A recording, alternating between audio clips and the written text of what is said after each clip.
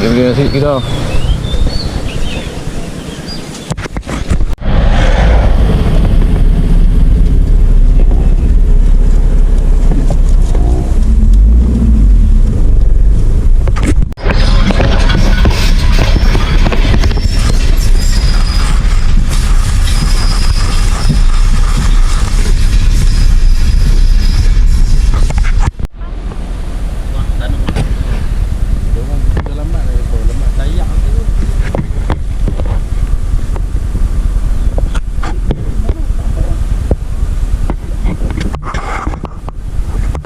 Assalamualaikum semua.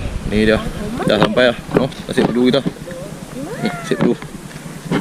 Oh, okey, ni yang Mikael lah. Wah. Oh, yang sorok tu. Okey. Ni kita main bola kilang kita.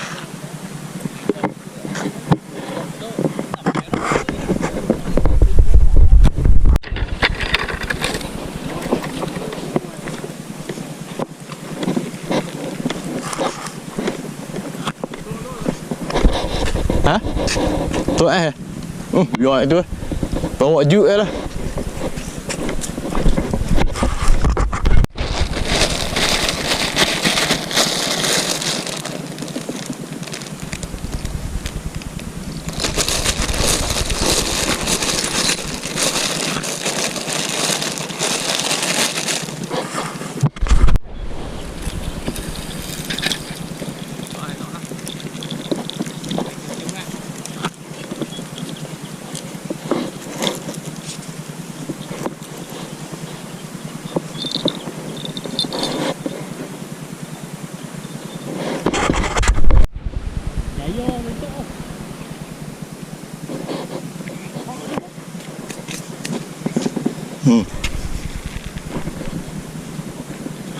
Yang tu kepala. Nampak.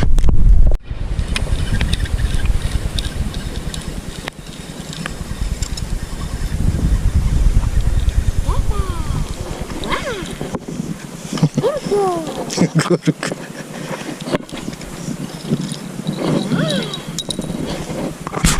Okey. Jom.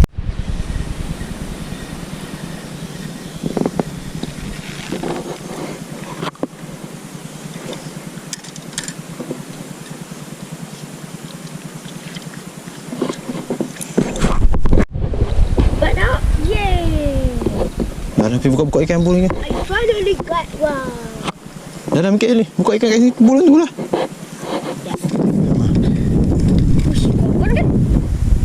Yalah, gorong ikan. Oh, kasar 2 ekor. Dah.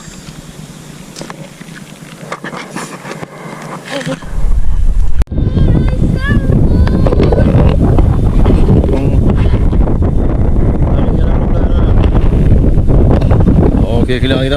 No, dah dekat pukul 4 dah. Panas yang lebih biar tak tidur kita ni. Biar ramai orang ni. Tu, kemo sahabat kita.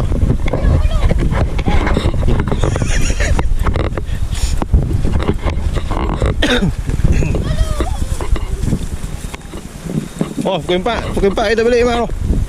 Pukul 4 elok tu. Tak sampai gelap kan.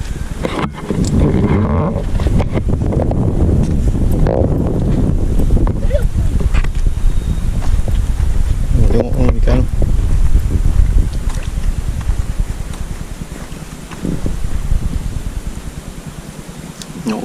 Penuh tung.